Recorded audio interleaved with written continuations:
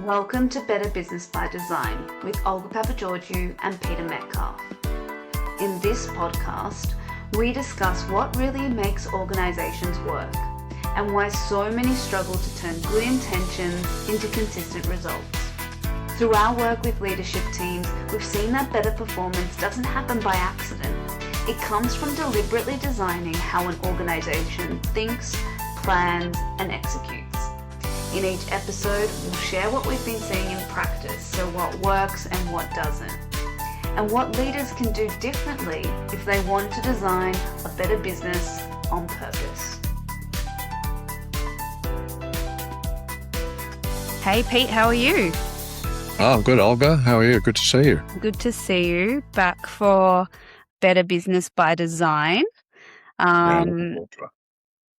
What's been happening in your world? As I mentioned most weeks, working with customers, a bit of professional development. Even at my age, you can still learn a lot of stuff. Just trying to keep abreast of all the conversations that are going on in this crazy world of ours and what the Middle East is doing to our supply chains and how, importantly, how our companies and our customers are working their way around issues that they're encountering. Every time we have a conversation, I want to go and read up on that a bit more. After our last conversation, I went and started reading a bit more about the origins of strategy development, the origins of KPIs. I think our line of work, at least, if you're not constantly learning and drawing from other people's experience, then you're going to fall behind pretty quickly.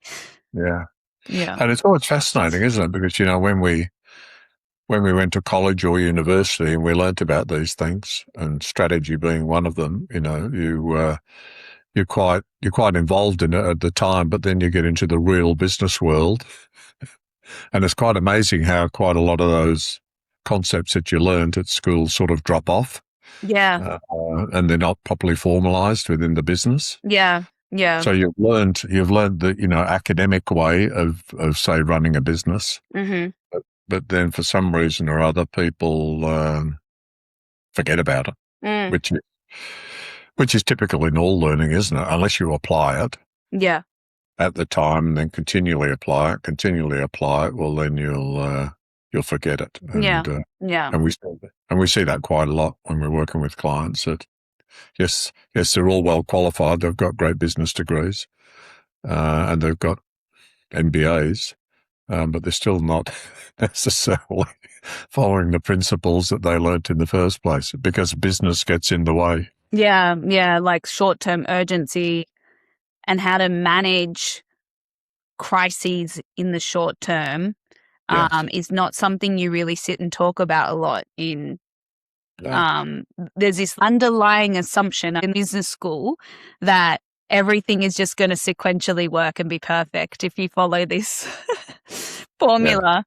And then you go into a business that's in distress and it has not really equipped you with the tools that you need to kind of unpick all that. And you learn most of that on the job, quote unquote, but then potentially the way you did it might not be the most effective way. So then you build a skill set around fixing problems that's based on pragmatism, but that's not necessarily always the best way to handle a problem.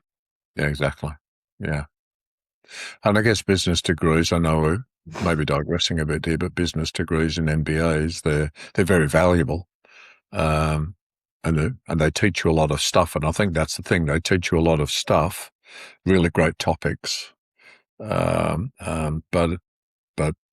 how do they connect them together? Yeah.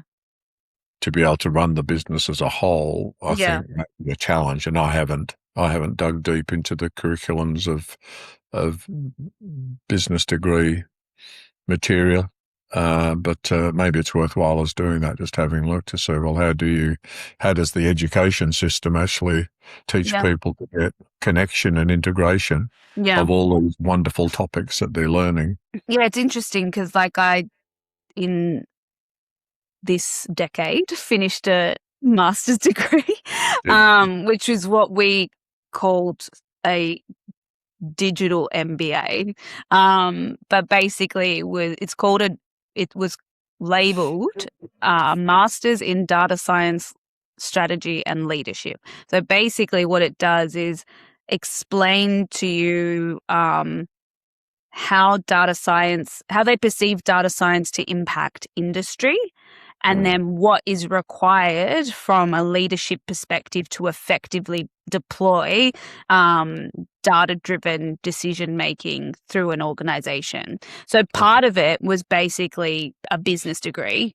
And when we learnt some of the topics, they were in of themselves siloed, which was quite funny. And having been in industry for a long time and been in environments that deployed IBP, it was very funny to watch. And then people bringing up in our tutorials, because most of us that were doing the degree were professionals, bringing up the real life issues that they have. And I'm just like, integration issue. So it was very funny. I think you mentioned actually that you were talking to someone in India and they used the Oliver White text in some of their supply chain courses, right? Yeah, exactly. Yeah. And we don't have a massive presence in India. It's good to see that the schools and the universities are using our material as core text. Which is great. Gets you thinking. So today, we're going to just extend our conversation on strategy a little bit. So last episode, we more focused on what strategy is, what makes good strategy, what do we expect to see in a strategy to help organizations deploy it, that sort of thing, what KPIs role in strategy delivery, things like this. And then some of the things that we've seen that in industry that have prevented organizations from effectively deploying strategy. First thing I want to sort of wrestle with is, and I get asked this quite a bit actually, in a few engagements I've done, but who is actually accountable? Who's responsible for ensuring that a strategy then is translated down into a workable plan for an organization? And by workable plan, let me define it for listeners. I think when I'm getting asked this question, what they're saying is that strategy tends to be relatively high level. And then, but then when you're running a business and planning at a operational level day to day, how do I translate this and who's accountable for making sure that when we make our plan, it makes sense relative to the strategy? So what are your thoughts on that, Pete? Yeah, it's an interesting one. And look, I think we probably touched on it in the last episode a little bit, when we started talking about strategy and what is strategy. But for me, it all starts at the top of the business. Yeah. Of course, if the organization is truly serious about doing strategy, and some organizations aren't, but if you are a business that has a vision, has a mission, purpose, and they want to be successful not only this year, but they want to be a business that is ongoing and is going to have a long life, then they're going to be thinking further into the future. So they need to be thinking more strategically about the marketplace they're operating in, the products and services they're offering. So where they're going to play, where they're going to win, etc. And so it is a core accountability of the CEO to ensure that his or her leadership team is building that strategy. And of course, you can only build a strategy from doing a deep dive in terms of what your current performance is, and broad-based. So we're not just talking about the commercial part of the business or the innovation part of the business or the finance or the supply chain.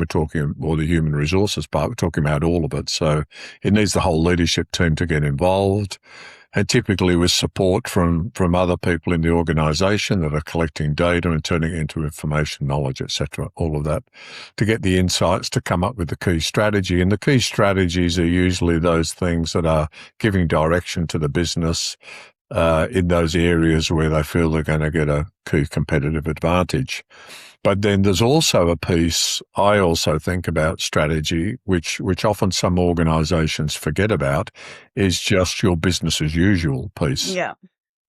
So we built this business by having these products and services and selling them to these customers in these geographies, and we've become successful, presumably, but we want to be even more successful and maintain a competitive advantage. So we're going to do some very significant things, make some choices on significant things that we will do, let's say, in the next 5 years. Mm-hmm. And they tend to be the focus of the strategic initiatives that businesses undertake. But there's also got to be support, of course, for the business as usual piece. Yeah. And so once the organisation has done its analysis and come up with its strategic business objectives and its key strategies, its key pillars, or whatever they want to call them, you need to obviously then convert that into a business plan. Yeah. So let's get a bit more granular.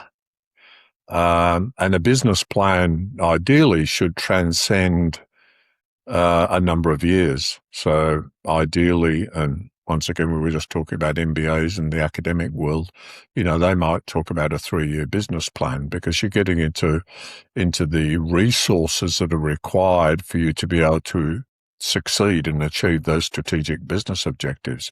So how many people do you need? How much capital do you need? How much money do you need? Et cetera, et cetera. And so this concept of, say, a workable plan then needs to be communicated down to the next level in the organisation and then getting down into your middle management teams to say, well, here's our overarching objectives and strategies, how we're going to bring that to life. And so it's the responsibility of each of the leadership team members. And this is where we can tend to get a little bit disjointed sometimes because we know a lot of organizations are built functionally. There's a innovation head or a marketing head and a sales head and a finance head and a supply head, and even supply might split up into supply chain and operations. And so they take the overarching strategy, each business head, and then they take it and apply it to their function. And this is where I see a lot of organizations can sometimes fall apart because they become more functionally focused and instead of whole of business focused. Yeah. So the art here is to say, well, if we've developed a business strategy which has had support from different functions, well, then as we cascade that down to the business, we can't lose that cross-functional approach that we built the strategy on. Yeah, the strategy decisions, because they are at a higher order, they inherently, without us realizing it, are integrated decisions. Yes. Yeah. So then when you try and deploy them down, you need something to keep everyone integrated with that thinking. And that's where, when we talk about planning, we talk a lot about what inherently are the assumptions that underpin your plan. And often people will look at us like a bit like, what do you mean? Well, inherently, if you're choosing a certain course to travel down, you're making assumptions about the future, about how you're going to get there, and you're making decisions about to get there, right? To produce a certain outcome. And it's really important to take the time to think about that, because otherwise you're just hoping. Yes, you're setting a really lofty goal and you're not thinking about what am I assuming is going to happen in my business in order to get to that lofty goal. And I don't know if I was reflecting on this, having been in industry for quite a while and seen how many strategies got deployed to us at a lower level. Yes, yeah. And they were just really random. I remember one, we went on an offsite, I'm not going to name the company, but we went on an offsite and, everyone was, having a great time. We're talking about all this stuff. And then they wanted to talk where our strategy was going to take us. and we were going to enter into a new space, right? Yeah. And the strategy for the new space was, at a headline level, 20 million by 2020. That's a 20, isn't it? And they were talking about how awesome it's going to be and all these things that they've come up with. And it was very innovation-led, right? I didn't see much indication of this is how much of the market we could capture. This is the consumer need that's come to, it was more just like we've come up with an idea and our goal is just to push it out and get $20 million by 2020. And so I kind of asked a few probing questions that were kind of, answered in a sort of weird roundabout way. And then I spoke the person who was accountable for that strategy and I said, where did that come from? And they just said, it sounded good. Well, it's a catch cry, isn't it? It's and he's like, we just needed something to rally people around. And then if we set the goal, people will come up with the ideas. Yes. Yeah. I don't know what your thoughts around that are, but I'm not a fan of that. No. I mean, if the objective itself, having done the analysis, sounds like 20 million by 2020 is a reasonable aspirational objective for us to go to, then I'm all for having having come from a sales and marketing background, I'm all for having this sort of war cry, if you like, or this thing that we can easily remember. Yes. But if it's not underpinned by, and this is where the strategies come into play, if it's not underpinned by significant strategic initiatives that demonstrate to the rest of the organization that actually this is achievable if we work towards these key strategic initiatives, and if the business resources those strategic initiatives, and if we get this group of people to support these strategic initiatives, then we'll be able to achieve that objective, all things being equal. Yeah. But if it's born out of some cute aspiration, then it is fingers crossed stuff. Yeah.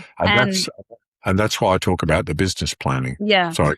And I was just going to say, it might not surprise you to find out it didn't even get off the ground. And this is where all the excitement, all the innovation, when it's not anchored back to how do we need to organize ourselves to carve out a certain part of the market and generate demand in that market, et cetera, you will fall over because it's not enough to just innovate. There are cases where you see people build things and then they can, it just goes viral. But in most cases, you have to pull all those levers that are going to raise that awareness, generate that demand, et cetera. In most organizations, what they're bringing to the market is not revolutionary technological innovation. And especially, say, from my background, like food manufacturing, most innovation fails.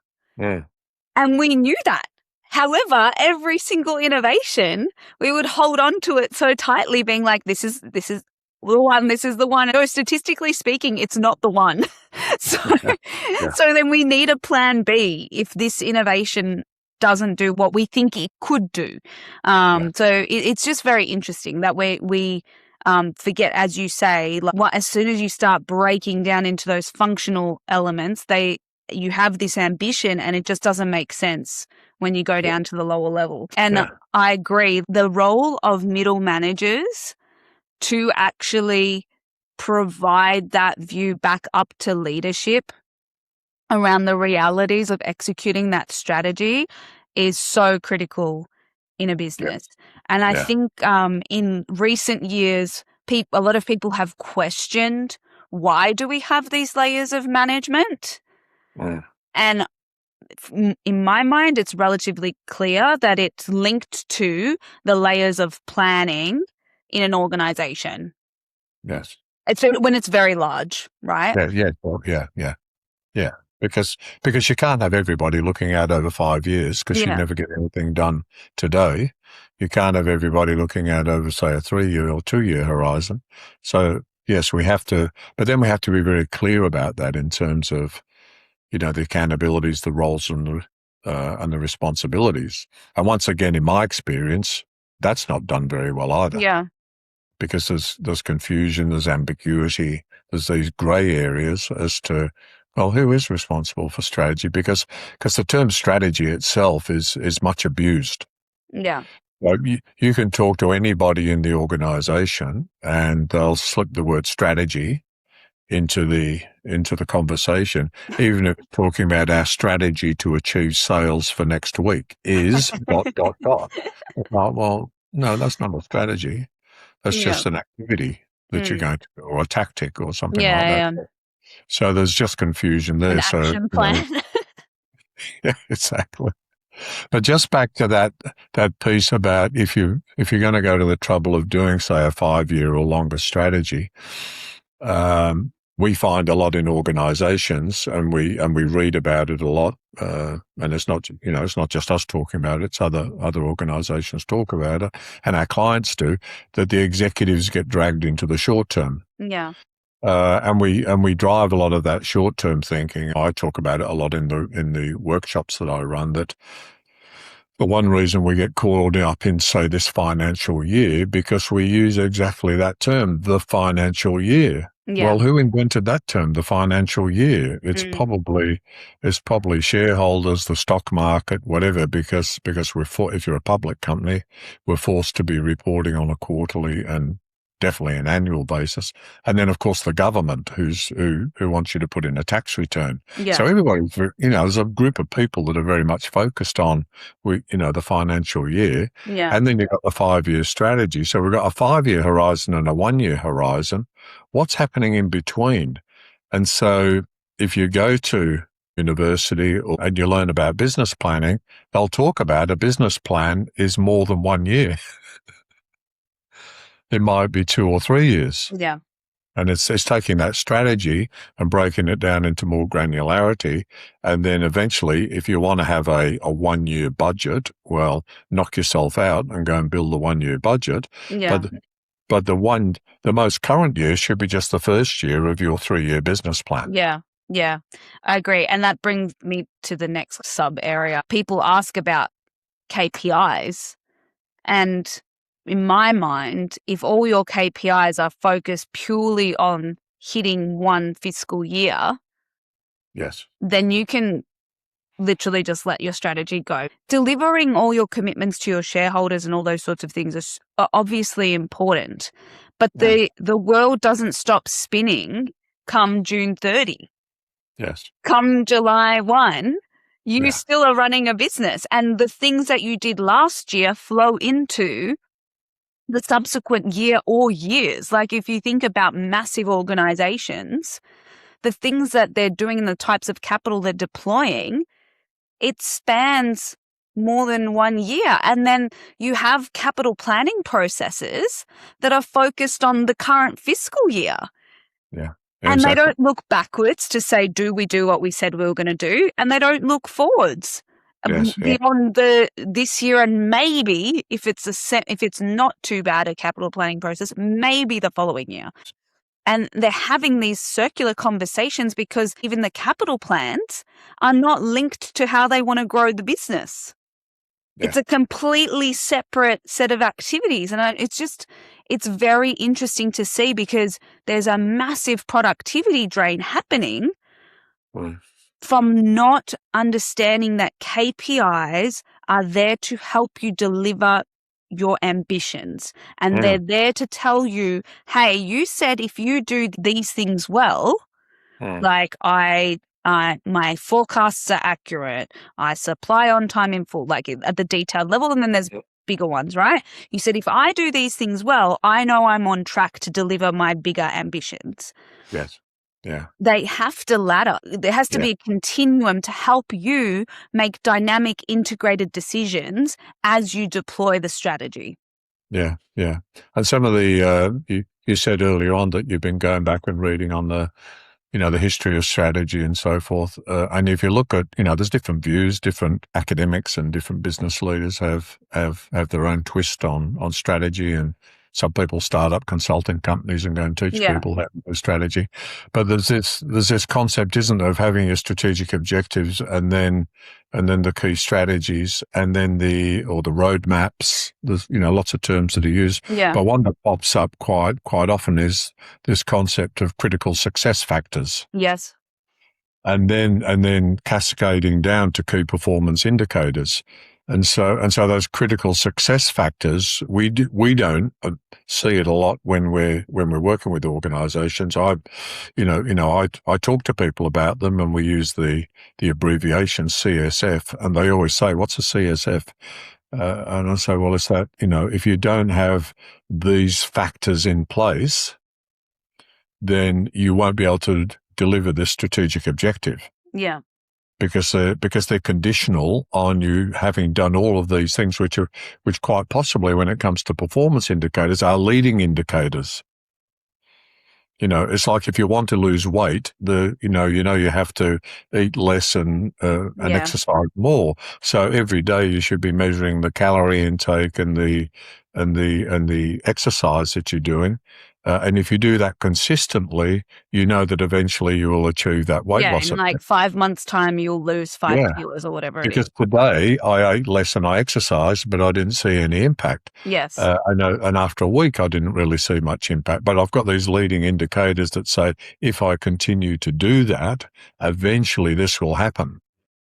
And the good thing is, if you measure it and you're like, hey, I'm eating less and exercising more, but I didn't get the outcome I expected, then you can say, oh, maybe there's something else going on, and maybe that will trigger a different decision. Like, I need to go talk to my doctor because that didn't, I did what I would expect would deliver this outcome, and it didn't work. So it's the same thing in business. Yeah, exactly. So that linkage, overall objective, strategic initiative, etc., down to your critical success factors and your key performance indicators. Yeah. Make sure that they're all aligned. Yeah. And those indicators, like critical success factors or whatever acronym you want to use for them, but that hierarchy is understanding the flow of what would need to be true in order for us to deliver our ambition. So like when I think about when I was in the pharmacy space, the release of a new drug or new over-the-counter, the determinant of its success in the market wasn't just that we developed it. There needed to be a cascading series of regulatory elements that had to all fall into place, which you would monitor. But then it was the commercial elements of how do we prime the health care providers or the pharmacies or whoever, like wherever we're targeting to distribute the product, to be equipped to take this and then on-sell it to consumers. Because the consumers are not finding out about these drugs. They're learning about them from their trusted medical professional. So and in Australia, pharmaceutical advertising is banned. So the measures were not about what's my demand plan, but actually what would determine if we knew we were on track is all those conversations and measuring the conversations, which is a weird thing to say. Like when I say, do you measure number of visits when I'm talking to a medical company? And they're like, why would I measure that? Because if the people aren't having the chats, you're not going to sell the product. Yeah, which takes us into a concept that we talk about, which is assumptions, isn't it? So if you say, well, I assumed that you would be talking to all of those doctors. Okay, well, you might have assumed that I would, but unless you're measuring me to ensure that I'm actually doing it, your assumption could fall flat on its face because 100%. Because I'm off doing something else, or you didn't communicate to me properly and give me the information that I could. So, no, I haven't done that. Yeah. And that's why we're not having business success. Yeah. 100%. And that links, to the final piece I want to talk about. How do you govern this? Because if you think about it, plans can have many moving parts. Yeah. And many different assumptions that need to come to fruition or need to be deployed, what mechanisms do we use, and considering the horizon, like how frequently should we govern such a plan? Yeah, it's a good question. I mean, it fast, doesn't it? If we've done a strategy and a business plan and we've got it documented and we've done it cross-functionally and everybody understands their roles and we've assigned the right KPIs, well, then we go and execute the plan. So it makes sense that, we should be, as an executive team, if I'm the CEO, I need to say, well, is everybody doing what we agreed that they would do? Because I've done this strategy and business plan and I've described what success looks like through these KPIs.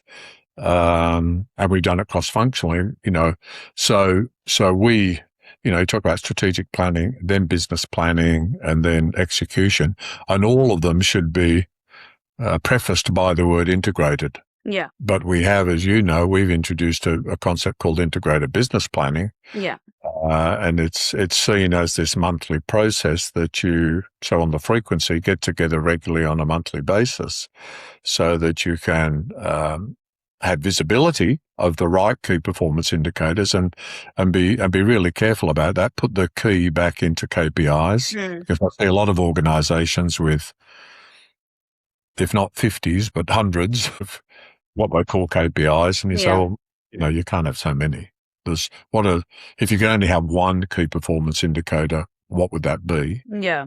And then measure that. But then if you're not achieving that result, then it would lead you to other performance indicators. So we need to be able to measure that, and we need to have whoever's accountable in the leadership team has to have their specific area of accountability. And you need to have a monthly framework where those leaders are looking after their part of the business, but then ultimately all of it coming back up to a monthly meeting with the CEO and his or her executive team where they're talking about performance against the strategy and the business plan, and then equally validating that everybody's still confident that we can still achieve those strategic objectives.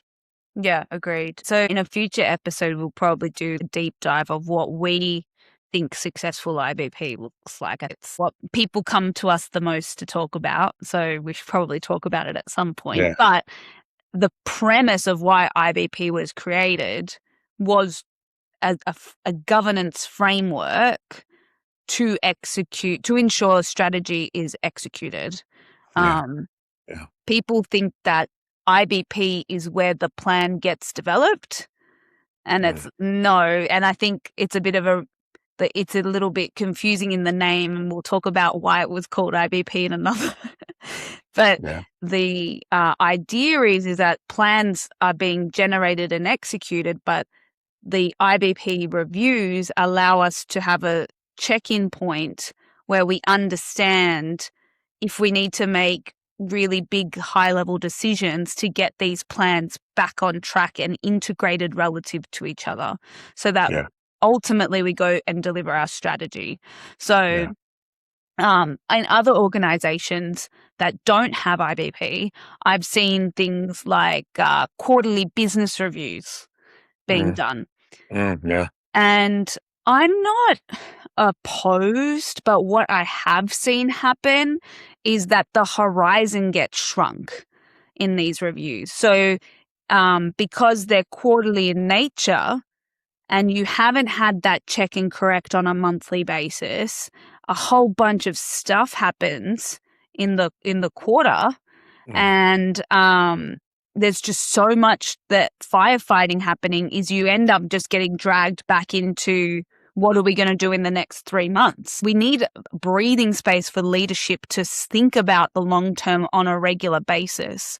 And when run well, the commitment from a governance perspective, from a leadership perspective to govern the plan is a few meetings per month that go for no more than an hour and a half. Yeah, exactly. Right. So you surely as a leader should be able to carve out an hour and a half of your time to check in on and ask really important questions and make decisions on where these plans are heading. These rolling plans, not these static plans. Yeah, definitely. There's I often, when I'm talking with CEOs, MDs, I'm saying if you could only go to one meeting during the month, no other meetings, which is a bit of a shock to them. So what? No, only one meeting. I say, yeah, if you had a properly constructed, and we'll dig deeper on this as we go into future episodes, but this concept of a management business review every month led by the CEO, yeah, if you had that meeting once a month and it was well constructed, then you would understand a lot about the business, and it would give you confidence or no confidence, depending on how the business is tracking, as to whether you'll achieve your strategic business objectives. I was just thinking as we were talking, and this concept of, going from 5 years down to current financial year, but businesses operate in perpetuity, typically, don't they? I mean, the people that are working with a multinational public company at the moment today are not the people that were working there 10 years ago, particularly in the executive team. No. So the businesses continue into perpetuity as almost a living organism, but the people come and go. And the business author, guru, whatever title you want to use it, Simon Sinek, he wrote a really great book called The Infinite Game. Yes, I have it on my bookshelf.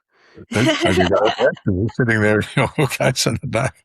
And it's just, whenever I read, I read it once and I thought, oh wow, this is just hits my heart completely with what he's talking about. If any of our listeners want to read a book, do yourself a favor and read that book. It's a very good book. And when I was in industry, my mindset, and I'm, maybe think it's a bit purist or whatever, but my view on it was, when I'm in this role, I am just a custodian of this role for the next person that will do this role, assuming that it never gets made redundant, right? My job is to make sure that this role is improved by the time I leave it, so that I've improved the way that this role interacts with the business and drives value for the business, and not just repeat the mechanisms that were given to me before, because the business evolves. So if you stay in a role for 10 years, and I used to say this to people that would report into me, they're like, I never want to leave this role. And I'll be like, that's totally fine. But we cannot expect that your role today would be exactly the same as it will be in 10 years' time. It's just not feasible, right? Even if your role is accounts payable clerk, of course that role's going to change. Technology comes, the way payments get generated change. It's ever evolving. Business is ever evolving. So our roles as an individual contributor, as a manager, etc., is to continually improve on them and make sure that they're making sense relative to our peers. Yeah, exactly. Yeah, I couldn't agree more. And we did touch on that briefly last time, right? The CEO continuity conundrum with strategy, and that cascades down into pretty much every role in a business. So thanks, Peter, for the chat. We just covered off from a strategy perspective. Yes, the CEO owns it, but the layers underneath are responsible for being able to articulate how they will deliver this strategy, and are accountable for creating the right messaging up the chain on when there's inconsistencies between strategic ambition and reality on the ground. The importance of having KPIs that mean something relative to what you want to execute, and not just random things that we put on a page and then we have a traffic light.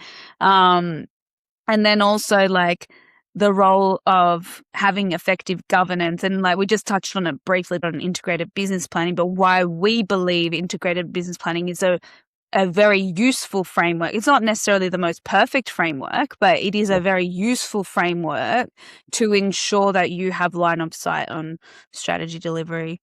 Any final thoughts from you, Pete, about today's conversation before we just for our listeners, just to do what I think you mentioned that you did when you're in the organisation, when you were talking about 20 by 2020, is just to say, well, do we have a strategy? Is it clear? Do I understand it? And how does my role in the business link back to? And how do I share what I'm doing with the business so that they know that I'm performing and helping them deliver the bigger picture. Yeah. So just something for the listeners to go away and take out of I this. agree. If you're a CEO or a C something, CXO, yes, yeah, a challenge for you this week is to go down to the very lowest levels of your organization and just ask them, yeah. do you understand our strategy? Do you understand what you do, how what you do every day impacts our strategy? And if the answer is no and no, then you might have some work to do. Yeah, yeah. And it can even be the purpose or the vision or, any of those highfalutin things that people sometimes think, oh, no, that's in another stratosphere. That's not for me. That's for the guys that get paid the big bucks. They look after that. But no, it's for everybody. And we'll wrap it up there. But as always, leave a comment on YouTube or Spotify, or you can email us at information@oliverwhite.com. Thanks again, Pete. And we'll see you all again next time. Yeah. See you, everyone. Thanks for listening. And if you enjoyed this episode, please like and subscribe on YouTube. If you're listening on Spotify, it would be great if you could leave us a 5-star review, as it really helps others discover the podcast. We'll be back soon with more real-world conversations on how you can build a better business by design.